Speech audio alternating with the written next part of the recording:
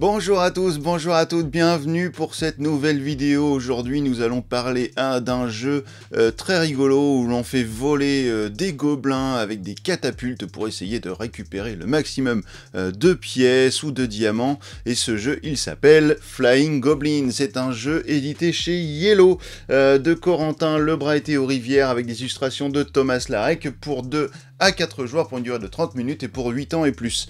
Voilà, donc tout de suite nous allons voir le contenu de la boîte, les règles très courtes d'ailleurs, en 7 minutes, 6-7 minutes, voilà, ça ira pas bien loin. Et on se retrouve à la fin pour les avis sur Flying Goblin. A tout de suite.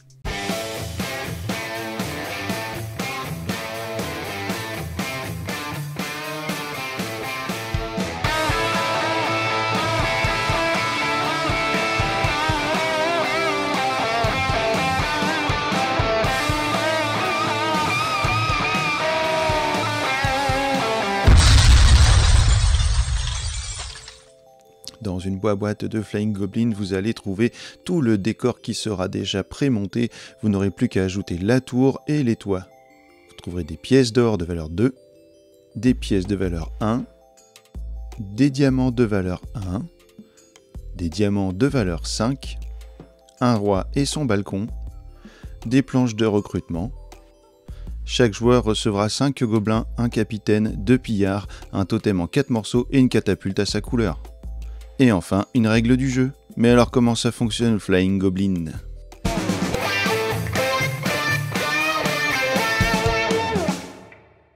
Voici une mise en place pour Flying Goblin pour 2 joueurs. Ici, vous aurez l'équipement du joueur vert, donc qui comprend la catapulte, les 2 gobelins de base, ainsi que la planche, on va dire la planche de recrutement et d'achat. Et bien sur cette planche, vous allez trouver des pièces de totem que vous allez pouvoir acheter pour 3 pièces d'or, 3 pièces d'or, 4 pièces d'or et 3 pièces d'or. Vous allez également trouver des gobelins à recruter, un capitaine gobelin qui se trouve ici et des pillards gobelins. On va voir tout de suite à quoi servent chaque personnage. Et dans le château, vous allez trouver la pièce principale, la pièce centrale qui est la tour du roi, et le roi est sur sa tour, donc il attend sagement qu'un gobelin vienne le renverser, le faire tomber, afin que le gobelin puisse récupérer le trésor. Et bien, qu'est-ce que l'on gagne lorsque l'on tombe dans la tour ? Eh bien, on va gagner 3 diamants. Voilà, vous voyez le petit plus 3. Mais le premier gobelin qui va faire tomber le roi, eh bien, gagnera la petite tablette ici, qui est le balcon, et qui va lui permettre de gagner plus 5 le temps qu'il est en possession de cette petite tablette. Et oui, car en fait, une fois que le roi est tombé, vous prenez, par exemple si c'est le joueur vert, il prend la tablette, il remet le roi sur un balcon, sur un toit, pardon. À chaque fois que ce joueur vert tombera dans la tour, il gagnera 5 diamants au lieu de 3. Et par contre, si un joueur fait tomber le roi à un moment donné dans une salle, eh bien c'est ce joueur qui viendra voler le balcon au joueur vert. Maintenant, un petit décryptage des fonctions des salles. Eh bien dans cette salle, vous allez pouvoir remporter à chaque fois que vous allez avoir un gobelin dans cette salle, un diamant. Dans cette salle, vous allez pouvoir voler un diamant à un autre joueur. Dans cette salle, vous allez récupérer une pièce d'or de valeur 2. Ici, c'est un petit peu particulier. Vous reprendrez votre gobelin et vous le placerez ici, sur cette partie de la tablette. Et en fait, cette position vous donnera le droit de recruter un deuxième personnage ou objet lors de la phase de recrutement. Donc ça, c'est plutôt pratique, si vous avez les moyens de le faire. Dans cette salle, vous allez pouvoir dépenser un diamant pour obtenir 3 pièces d'or. Ici, vous allez pouvoir obtenir une pièce par gobelin tombé dans cette salle. Dans cette salle, vous allez perdre un diamant.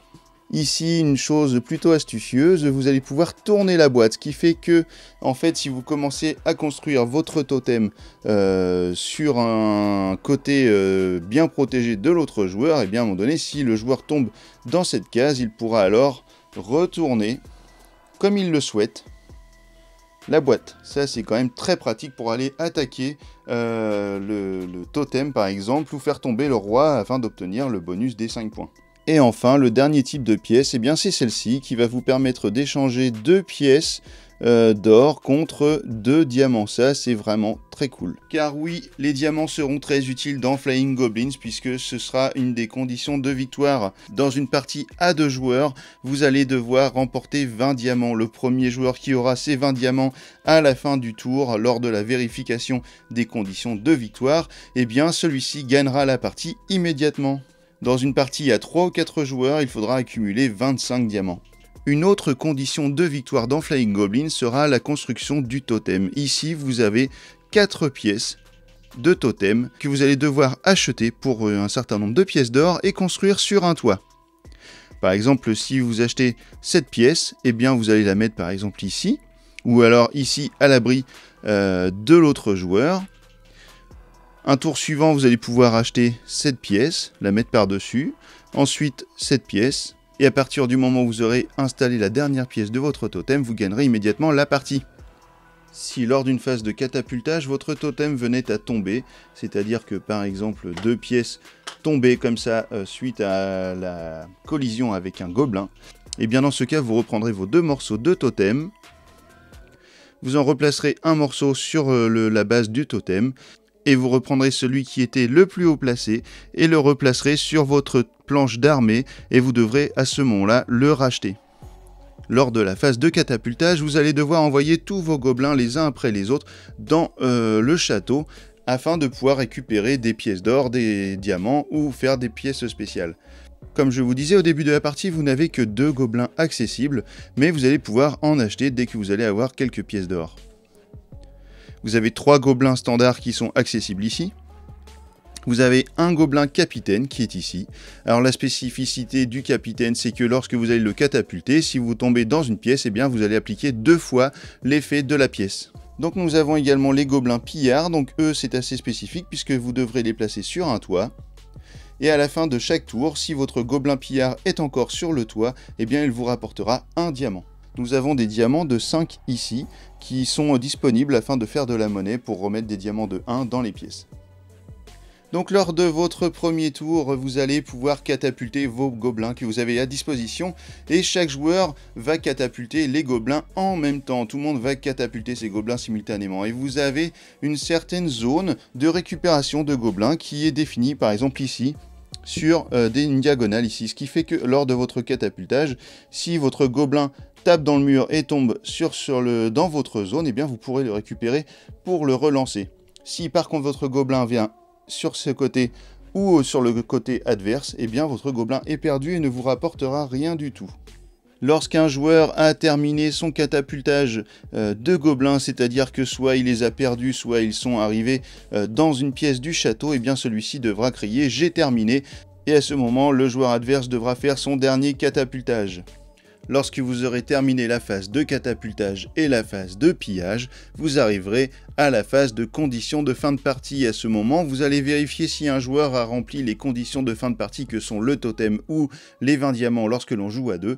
Et si vous n'avez toujours pas rempli les conditions de victoire, vous pourrez passer à la phase de recrutement. Lors de cette phase, les joueurs pourront utiliser les pièces d'or qu'ils auront amassées lors des tours précédents afin de pouvoir recruter des gobelins ou des morceaux du totem. Cette phase étant terminée, vous allez pouvoir commencer un nouveau tour et pouvoir aller vous amuser à catapulter comme des fous sur le château avec vos gobelins tout frais, tout neufs que vous aurez achetés ou récupérés. Et bien voilà, vous savez à peu près tout sur Flying Goblin. On se retrouve dans quelques instants, juste après le jingle pour les avis de ce jeu très rigolo.